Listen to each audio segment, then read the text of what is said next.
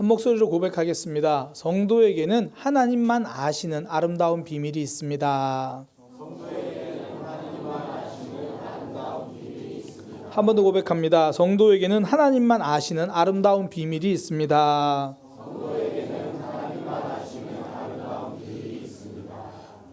사실 요즘은 어떤지 잘 모르겠는데요. 이전에는 그 행사 같은 게 있으면 끝날 때 꼭 경품 추첨하는 순서들이 있었던 것 같아요.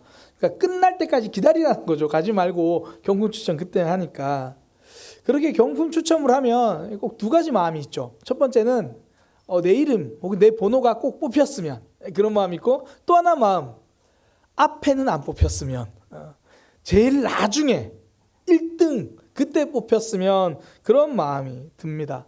사실 중간에 이름 뽑혀도 선물 주거든요. 뭐 중간에 번호 뽑혀도 상을 줘요. 상보다 선물을 주죠. 그런데 처음에 딱 이름 불려서 하면 별로 기분이 안 좋아요. 치약, 퐁퐁, 뭐 티슈. 그러다 뒤로 점점 가면 이제 앞에 전시되어 있는 거 뭐 요즘은 컬러 텔레비전 뭐 그런 거 하죠. TV, 뭐 전자레인지, 뭐 예전에 우리 교회 어떤 분은 자전거를 받아오신 분도 있더라고요. 자전거. 뭐 그런 거 받고 싶죠. 그래서 괜히 앞에 먼저 내 이름이 불려버리면 좀 섭섭해요. 어떤 분들은 번호를 할 때 저는 괜찮아요. 번호 5개씩 가지고 있어요.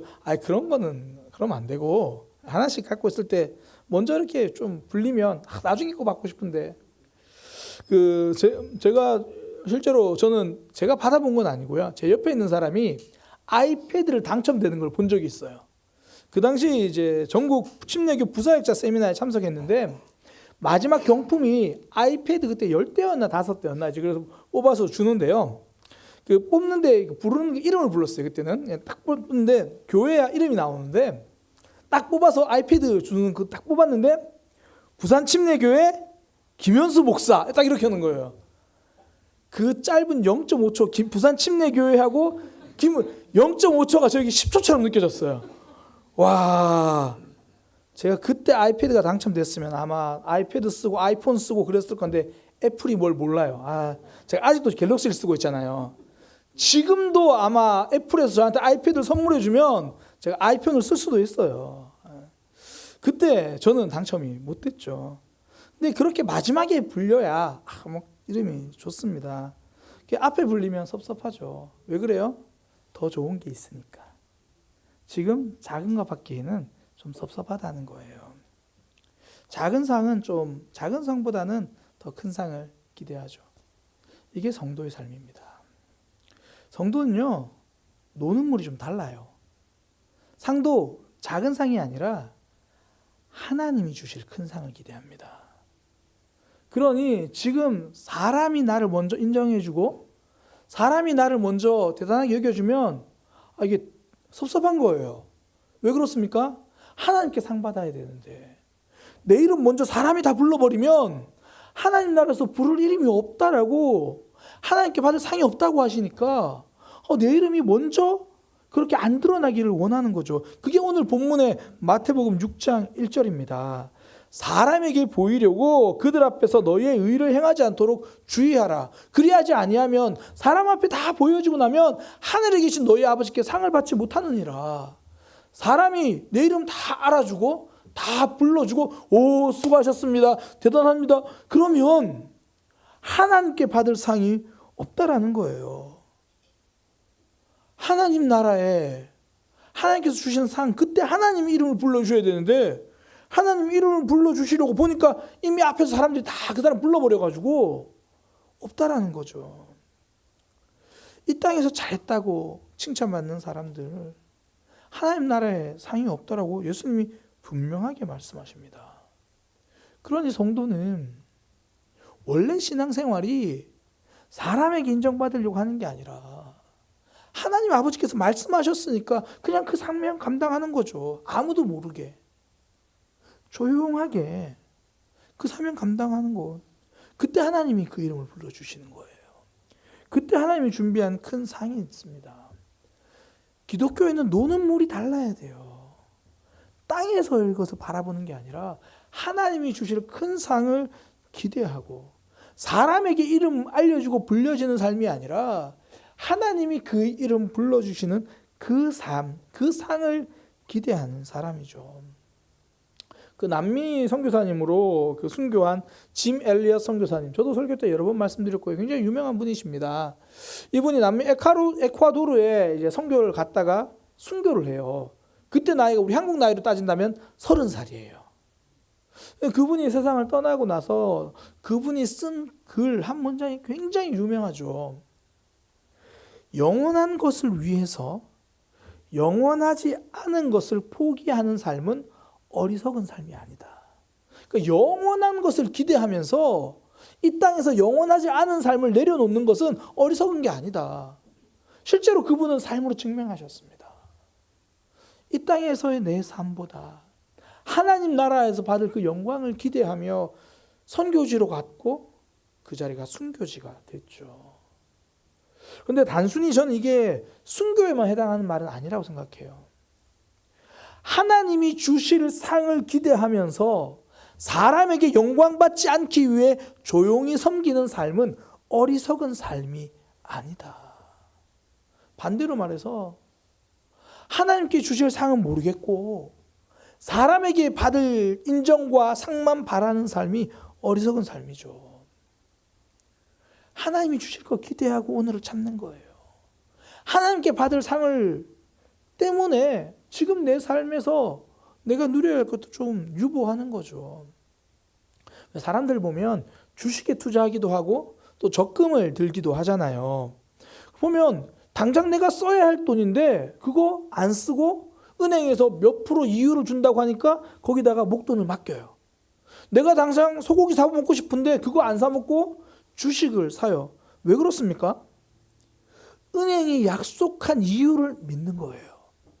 내가 분석한 혹은 주변 사람들 믿을 만한 정보에서 말한 그 투자 정보를 믿고 주식을 사는 거예요. 저는 우리가 하나님을 믿을 때 은행 이율보다는 하나님을 더 신뢰했으면 좋겠습니다. 은행이 이율 보장한다고 하면 지금 내 삶을 양보하고 은행에 덜컥 맡기는데 하나님이 상 주신다는 건 잘 모르겠어서 지금 사람들이 말하는 투자 정보, 내가 생각하는 판단은 믿는데 예수님께서 오늘 본문에 은밀히 행한 선행은 하나님이 갚아준다는 그 말씀을 신뢰하지 못할 때가 있다라는 거예요. 투자 정보보다 예수님이 말씀하신 하나님의 투자 정보를 더 신뢰하며 살아가는 저와 여러분이 되기를 소망합니다. 이 말씀을 믿는 성도는 하나님만 아는 그런 아름다운 비밀이 있는 거예요. 남들에게 말하지 않는 하나님만 아시는 그 비밀이 있는 거죠. 그런데 기독교인들은 이 기도 제목이 그거 같아요. 들키는 거. 그러니까 내가 말하진 않아. 내가 막 이거 했다고 말하진 않는데 누가 뒤에서 몰래 알아주면 좋겠죠. 나는 남 몰래 섬기는데 누가 사진을 몰래 찍어가지고 이 사람이 이런 선행을 했대. 몰래 막 들키고 싶어서. 목사인 저도요. 그런 마음 가질 때가 있습니다. 아니 많습니다. 제가 앞에서 막 나팔 불지 않아도 막 뒤에서 우리 목사님은 사실 막 이런 분이셔. 우리 목사님은 사실 막 저런 분이셔. 막 그렇게 알아줬으면 좋겠어요. 근데 오늘 말씀을 보면서 다시 정신 차리는 거예요. 야, 너 지금 뭐 하냐? 하나님이 주실 상, 하나님이 상 주신다는 거 왜 잊으며 사냐? 하나님께 받을 상을 놓치지 말아야겠다. 그러니까 그 전까지 사실 좀 들키고 싶은 마음이 있었어요. 근데 오늘 말씀을 기억하면서 정말 안 들켰으면 좋겠다. 하나님만 아시는 그런 비밀의 삶이 있으면 좋겠다. 제가 작년 이맘때에 그 한 후배 사역자 부부를 만났던 이야기를 소개했던 적이 있어요. 제가 설교를 준비하면서 다시 찾아봤거든요. 그 12월 1일 날 요한계시록 설교하면서 그 이야기를 했더라고요. 그때 이제 그 당시에 그 젊은 후배 사역자 부부를 만났는데 이런저런 대화를 하다가 그 사모님이 본인이 이제 하나님 나라, 그러니까 원래 대화 주제가 하나님 나라, 하나님 앞에서 우리가 어떻게 물질을 사용하느냐 뭐 그런 내용이었어요. 근데 그 사모님이 그런 얘기를 하신 거예요. 대화 중에 교회의 어떤 지체를 돕기 위해서 자기가 결혼하기 전부터 가지고 있던 적금을 깨가지고 그 지체를 도와준 적이 있다는 이야기가 나왔어요. 그 너무 귀하잖아요. 그 젊은 친구가. 그래서 제가 정말 멋지다, 대단하다 그러니까 그 사모님이 정말 진심으로 손사래를 치는 거예요. 목사님 그렇게 말씀하시면 안 돼요. 저 하나님께 상 받아야 돼요. 이것도 어쩔 수 없이 제가 한 말이지만 이 일로 사람에게 칭찬받으면 안 돼요. 하나님께 상 받아야 돼요. 제가 그때 설교 때도 이 말씀 드렸어요. 근데 그때 이 손사래 치는 게 진심이었어요. 그냥 막 형식으로 빼는 게 아니라 정말 사람에게 상 받으면 안 되는데 하나님께 상 받으려는 거룩한 욕심, 진심이었어요. 오늘 본문 말씀 마태복음 6장 2절 그러므로 구제할 때에 외식하는 자가 사람에게 영광을 받으려고 회당과 거리에 사는 것 같이 너희 앞에 나팔을 불지 말라. 진실로 너에게 이르노니 그들은 자기 상을 이미 받았느니라. 그 사모님은 이 말씀을 문자 그대로 있는 그대로 받아들이는 거예요. 그러니 정말 정색을 하면 손사래를 치는 거예요. 목사님 칭찬하시면 안 돼요. 하나님과 나만이 아는 비밀 어쩔 수 없이 이야기하게 됐지만 그걸로 인해서 인정받는 것은 신앙이 아니라는 거죠. 사람 눈에 띄지 않고 조용히 섬기려는 그 삶 하나님이 지켜보십니다. 반면에요, 사람 눈에 띄려고 하면 할수록 하나님은 눈 감으시는 거예요. 사람들이 알아주는 멋있는 신앙보다 하나님 보시기에 칭찬하시는 그런 믿음의 삶이 되시기를 소망합니다. 얼마 전에 세상을 떠난 원로 배우 이순재 배우님, 지난달 11월 25일 날 세상을 떠나셨잖아요. 그분이 남긴 말들이 참 많이 화제가 되더라고요. 그러면서 그분이 예전에 한 방송국 시상식에서 남겼던 말이 많이 좀 남았던데 이렇게 이야기를 했습니다. 저는 스타를 두 가지로 구분합니다. 하나는 예쁘고 아름답고 멋지고 그러면서 프로그램 하나 잘 만나가지고 떠가지고 광고도 많이 하고 돈 많이 버는 스타, 출연은 잘 안 하면서 저는 이런 스타를 모델 스타라고 부릅니다. 그런데 인기가 있으면서도 여전히 연기를 알차게 하는 스타, 이 스타를 저는 액팅 스타라고 부릅니다. 저는 여러분 모두가 액팅 스타가 되기를 바랍니다.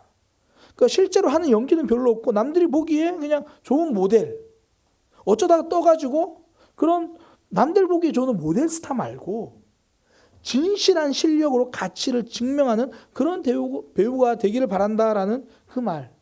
저는 이것이 우리 신앙생활에도 그대로 적용된다고 봐요. 남들이 보기에 보여지는 모습에 집중하는 모델 종교인. 그러니까 쇼윈도 신앙. 남들이 알아주지 않으면 큰일 나요.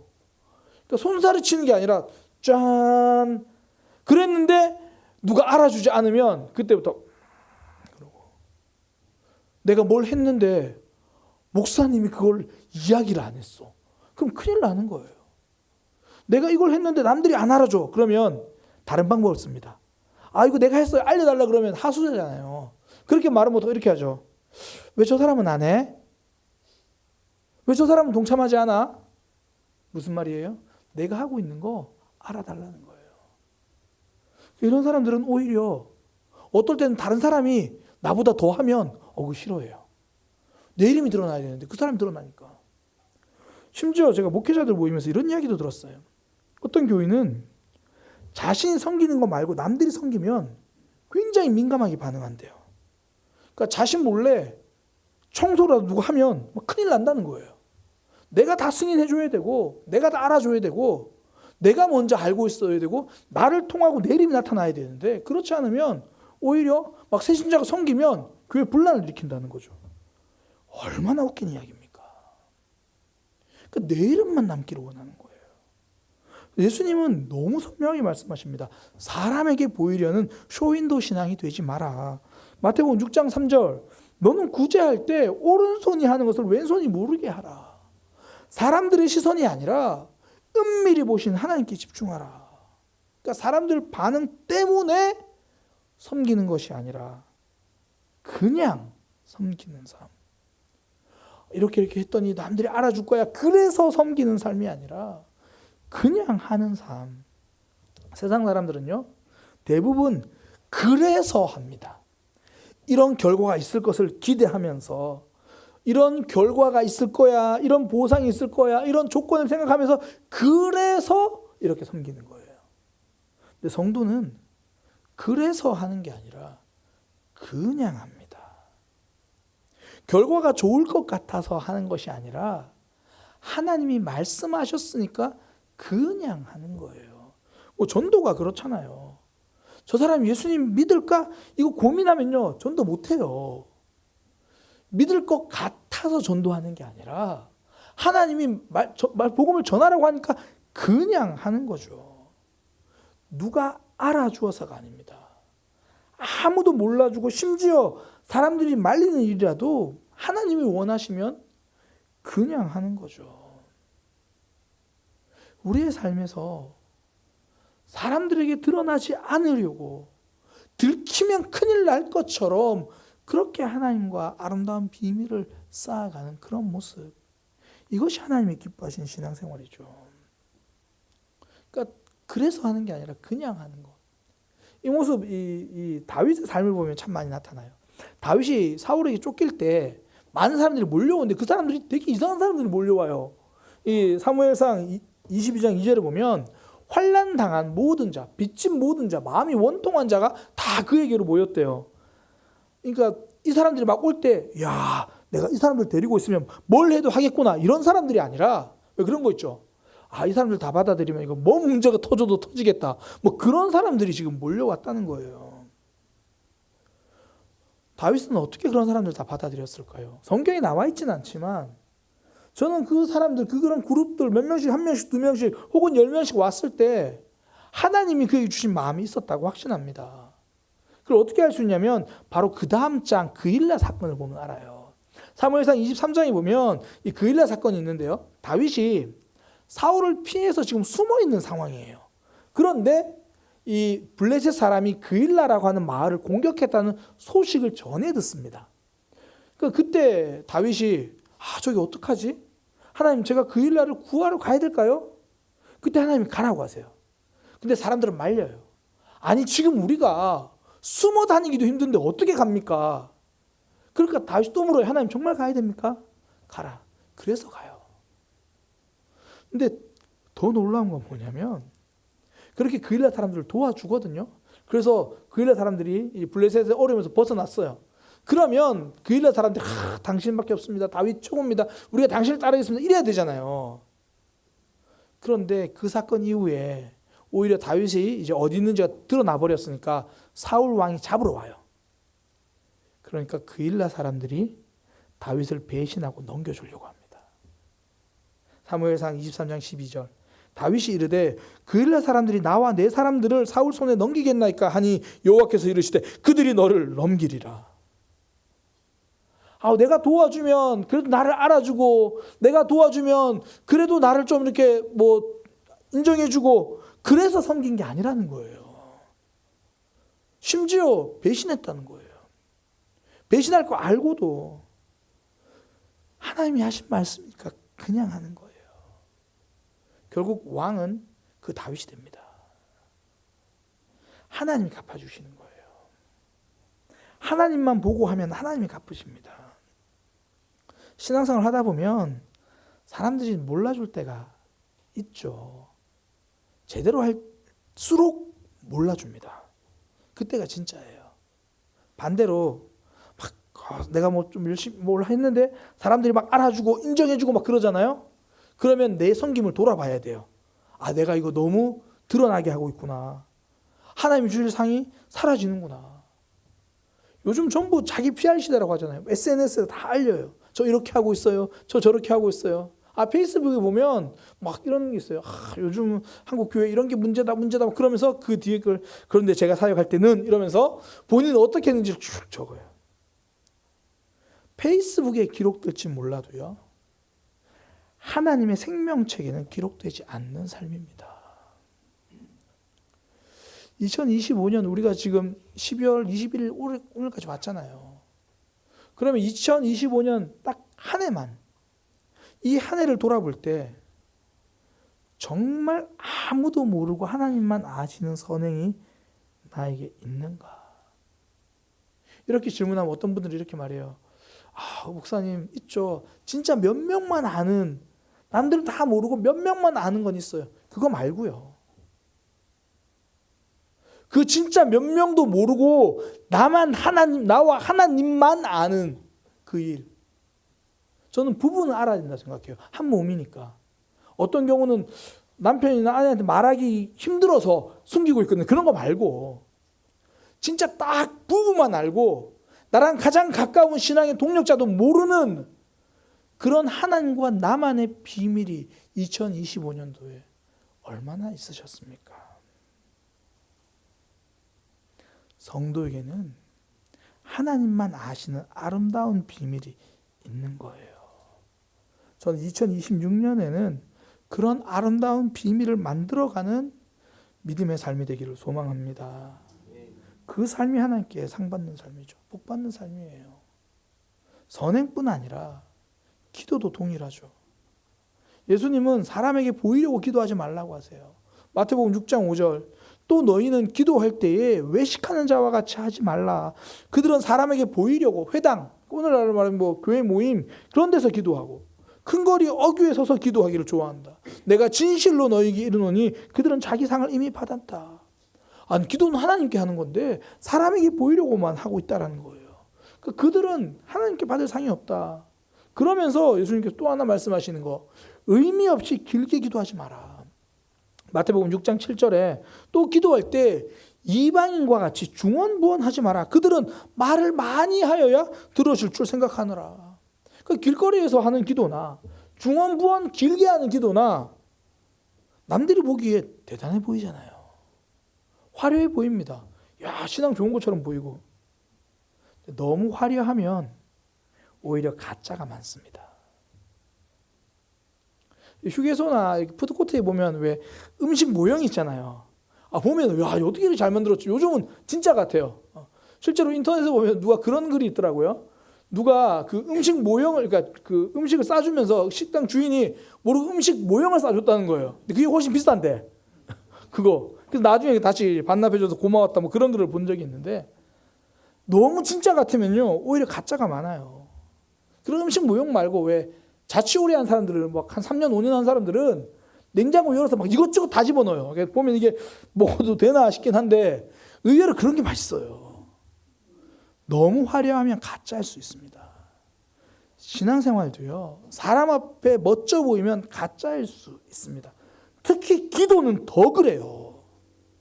하나님 앞에 진실한 기도는 멋지기 힘들어요. 화려한 기도일수록 대부분 하나님 대상이기보다 사람이 대상일 때가 있는 거죠. 가끔씩 인터넷에 보면 이 본인의 큐티를 인터넷에 쫙 전시하는 분들이 있어요. 오늘 말씀 이거였고 내가 이렇게 묵상했고 이렇게 하나님 이런 내 모습 이야기했다. 저는 되게 궁금해요. 그 큐티가 첫 번째 그 큐티가 진짜일까? 아니면 얼마나 대단한 용기가 있을까? 우리도 훈련학교 할 때 이제 큐티 할 때 큐티를 올리자 그래서 올려요. 근데 그건 서로 했다라는 걸 점검하고 그 안에서 나누기 위함이지. 저도요 목사인데 올릴 때 있는 그대로 못 올려요. 있는 그대로 올리면 아마 그 정도 교회 떠날까 봐. 저도 막 얼마나 제 안에 막 말하면 이제 설교 용어가 아니라서 얼마나 제가 나쁜 놈인데요. 근데 말씀 앞에서 그게 다 드러나는데 제가 그 올리는 거는 진짜 순화하고 숨기고 숨겨가지고 그거 올려요. 그런데 막 엄청 나는 진실하게 올리는 것처럼 저는 그게 제가 알기로는 불가능하다고 봐요. 기도일수록 더 그렇죠. 그래서 예수님은 골방에서 기도하라고 하십니다. 마태복음 6장 6절에 너는 기도할 때 내 골방에 들어가 문 좀 닫고 해라. 다 보여주려고 하지 말고 은밀한 중에 계신 하나님께 기도하라. 은밀한 중에 보시는 내 아버지께서 갚으시리라. 그러니까 기도는 대상이 하나님이에요. 그러니까 골방 기도는 장소의 중요성을 말하는 게 아니라 진짜 하나님이 보시는 그 자리에서 기도하라는 걸 대상이에요. 사람이 대상이 아니라 하나님이 대상. 하나님 앞에서 기도하니까 사람 앞에서 기도하려고 하니까 화려해지기만 하죠. 어쩌면 내가 오래도록 기도하고 있는 게 응답이 안 되는 이유 중에 하나는 하나님께 기도한다고 말하면서 사람에게 다 이야기하고 있는 걸 수도 있어요. 좋은 기도는 남들 보기에 잘하는 기도가 아닙니다. 어느 해도 하나님 앞에서 묵직한 기도예요. 사람 앞에서 전시하는 쇼윈도 기도 대신에 진심으로 하는 온유한 기도에 하나님이 응답하십니다. 그러니까 예수님이 중언부언하지 말라는 것도 그런 의미죠. 뭔가 막 기도를 길게 하면 좋은 것 같고 길게 해야 하나님이 들으시는 것 같고 그렇지 않습니다. 기도는 길이로 승부하는 것이 아닙니다. 깊이로 승부하는 겁니다. 1시간 동안 길게 기도하고도 아멘 하자마자 나도 잃어버리는 그런 기도 말고, 아니 기도한 사람도 잊어버리는데 하나님께서 기억해 주실 기도하는 건 너무하잖아요. 단 10분을 기도해도, 목사님 10분은 안 돼요. 제가 설교 준비하면서 아무리 생각해봐도 10분은 기도해야 돼요. 10분을 기도하더라도 깊이 기도하고 하나님이 주실 응답을 주목하는 삶이 진짜죠. 그 헨리 블랙가비 목사님이 자신의 기도 생활을 이렇게 이야기하시더라고요. 그 하나님을 경험한 삶에 보면 나와 있어요. 저는 기도하고 나서 즉시 그 다음에 무슨 일이 일어나는지 살피기 시작합니다. 사람들의 문제는 기도한 다음 생기는 사건을 기도와 연관짓지 않는 데 있습니다. 저는 이 이야기를 읽고 나서요, 저의 기도 생활을 진짜 망치로 한 대 맞은 것 같았어요. 너무 반성이 되는 거예요. 저 새벽에 기도하거든요. 아실지 모르겠지만 저 새벽 기도 나온 사람이에요.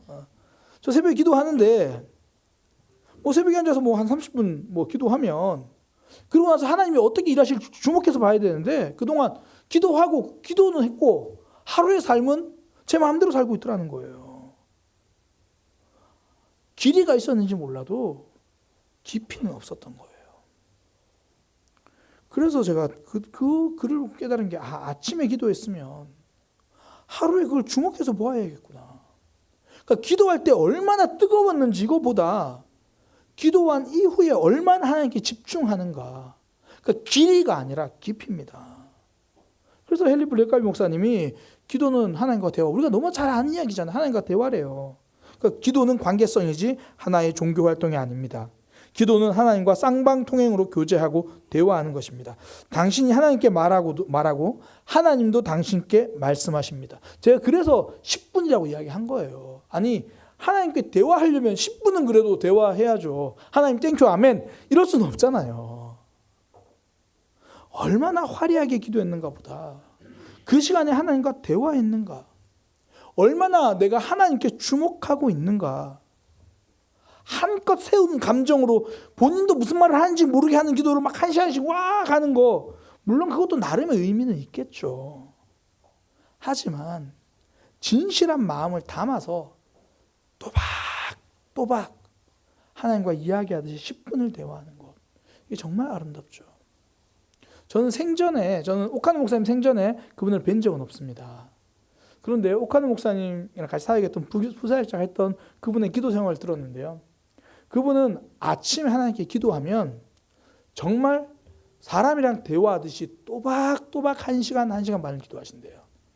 그냥 그냥 기도하는 그런 기도 용어 있잖아요. 막 반복하고 이런 게 아니라, 막 내 감정을 고조시켜야지만 1시간을 끌고 가는 그런 게 아니라, 또박